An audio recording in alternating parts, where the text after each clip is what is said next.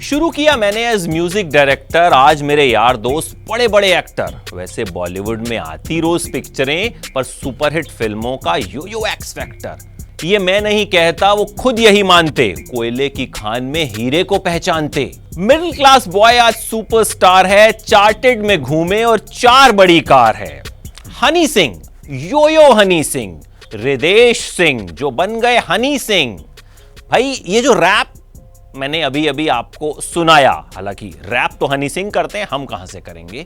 ये हनी सिंह ने अपनी जिंदगी पर लिखा था। आज कहानी हनी सिंह की, उन हनी सिंह की जो अचानक गायब हो जाते हैं, उन हनी सिंह की जिनकी पत्नी अचानक सामने आ जाती है और पता चलता है कि अपने हनी सिंह तो शादीशुदा हैं। वो हनी सिंह जिन्हें कभी रिजेक्ट कर दिया गया था, फिर उनका गाना एक प्रोड्यूसर के बेटे को पसंद आ गया और फिर से उनकी तलाश जो है वो शुरू हो गई।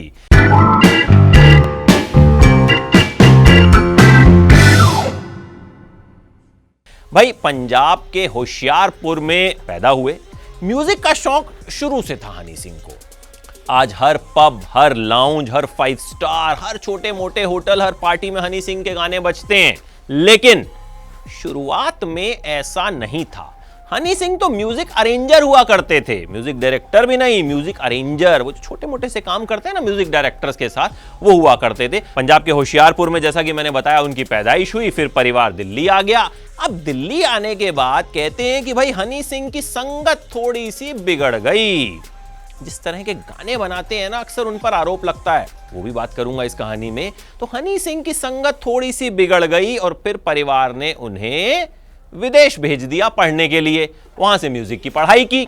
अब म्यूजिक की पढ़ाई की, वापस आए, सोचा कुछ करेंगे संगीत में, क्योंकि इंटरेस्ट संगीत में ही था। अब आए तो म्यूजिक अरेंजर का काम करने लगे, गाने वाने बनाने लगे। लेकिन भाई उतने बड़े लेवल के थे नहीं, तो उनके गाने न तो कोई सुनता था न तो कोई लेता था।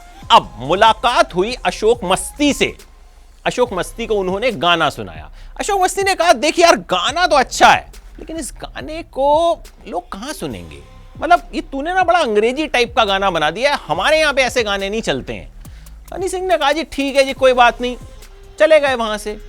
फिर 8-10 महीने बाद अशोक मस्ती ने फिर से कांटेक्ट किया, ढूंढा कि भाई कहां है वो लड़का, कित्ते हैगा वो मुंडा। बुलाया गया और बोला, भाई वही तेरा वाला गाना जो है ना, अब अपनी एल्बम में ले रहे हैं। हनी सिंह ने पूछा, जी तब तो आपने रिजेक्ट कर दिया था। उन्होंने कहा, भाई जी मेरे जो प्रोड्यूसर है ना, उनके बेटे ने तेरा गाना सुन लिया और उसे इतना पसंद आया कि उसने कहा कि यही वाला गाना चाहिए। हो गई हनी सिंह की शुरुआत। देखिए हनी सिंह पर अक्सर ये इल्जाम लगते हैं कि भाई वो ऐसे गाने बनाते हैं जो यूथ को बिगाड़ देते हैं। दिल्ली गैंगरेप जब हुआ था, उस वक्त भी उनका एक गाना बड़ा सुर्खियों में रहा था। लेकिन फिर हनी सिंह ने कहा कि भाई ना तो मैंने वो गाना कभी गाया है, ना ही कंपोज किया है। उनका कहना है कि भाई यूट्यूब पे तो बहुत सारे ऐसे गाने हैं जिनके नीचे मेरा नाम लिख देते हैं और मेरे नाम पर जो है हिट्स मिल जाते हैं उनको, तो इसीलिए कह रहे मेरा उससे कोई लेना देना नहीं है। लेकिन हनी सिंह का कहना है कि भाई मैं यूथ की आवाज हूं, मैं वो गाने बनाता हूं जो यूथ सुनना चाहता है। मैं तो यूथ के बीच में जाता हूं, उनको सुनता हूं जो वो चाहते हैं। भाई मैंने तो कहा ब्रेकअप होता है तो रो क्यों, ब्रेकअप होता है तो पार्टी करो। खैर हनी सिंह की जो पार्टी है ना बॉलीवुड में, वो इतनी जल्दी हुई नहीं थी। भाई शुरुआत में छोटा मोटा काम किया करते थे। फिर 2005 में बिल सिंह के गाने पेशी में इन्हें रैप करने का मौका मिला, लेकिन किसी ने बहुत ज्यादा नोटिस नहीं किया। फिर 2006 में अशोक मस्ती का गाना आया गलासियां।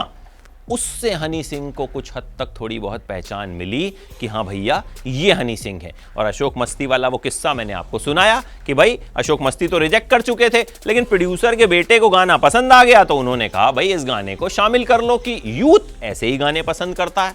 फिर 2011 में उनकी एल्बम आई International Villager, High Heels, Brown Rang, और उसके बाद तो हनी सिंह छा गए।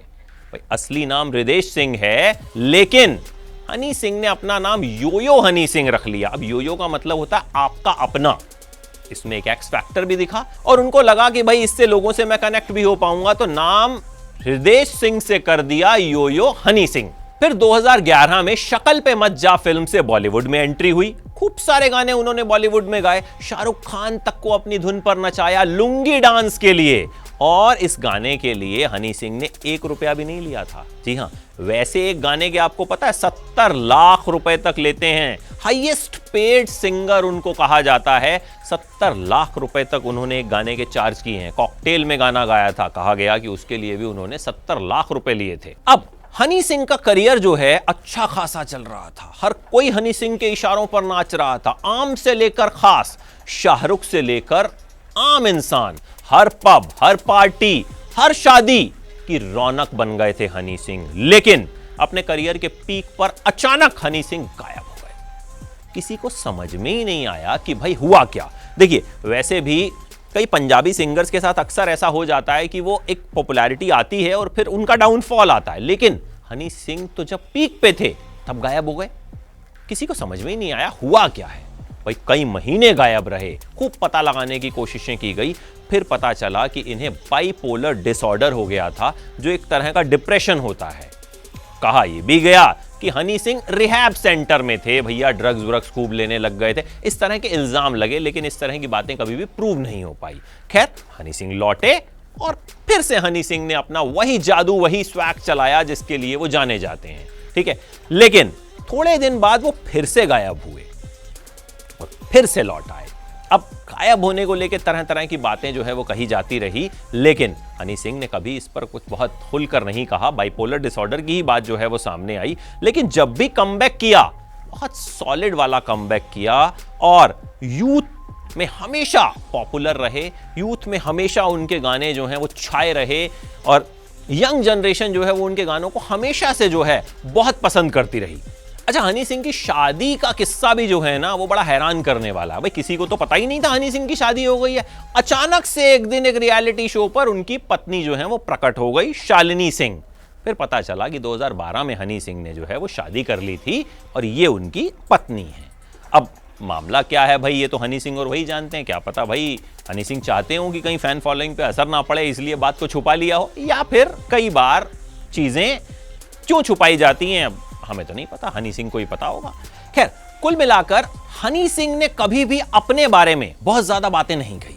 हनी सिंह का कहना है कि मैं बहुत कम इंटरव्यूज देता हूं, मैं अपने बारे में बहुत ज्यादा बात करना नहीं चाहता और इसी वजह से मेरे बारे में बहुत सारी उल्टी सीधी बातें होती भी हैं, क्योंकि मैं उन्हें आकर कभी क्लैरिफाई करता नहीं हूं। लेकिन कई चीजों का क्लैरिफिकेशन उन्होंने दिया भी, जैसे एक मैं हूं बलात्कारी गाना आया तो कहा गया ये हनी सिंह का गाना है, कैसे गाने बना रहे हैं। लेकिन फिर हनी सिंह ने कहा कि भाई ये मेरा गाना बिल्कुल भी नहीं है। दिल्ली गैंगरेप के वक्त खूब बवाल हुआ था इस गाने पर, उनका शो दिल्ली में होना था वो भी कैंसिल कर दिया गया था, लेकिन हनी सिंह ने ये बात जो है क्लैरिफाई की कि ये मेरा गाना नहीं है। लेकिन देखिए, जो भी हो, हनी सिंह के गाने और उनका रैप, एक रैप रेवोल्यूशन जो इंडिया में लाए, उसका क्रेडिट एक तरह से हनी सिंह को ही जाता है। बाबा सहगल ने रैप की शुरुआत की थी, लेकिन जिस लेवल पे उसे हनी सिंह ले गए वो एक अलग ही लेवल था। और फिर से हनी सिंह अब एक्टिव हैं, फिर से गाने वाने बना रहे हैं और फिर से उनके गाने जो हैं वो लोगों को पसंद आ रहे हैं। और हम यही कहेंगे कि इसी तरह से योयो का जो एक्स फैक्टर है ये यूं ही चलता रहे।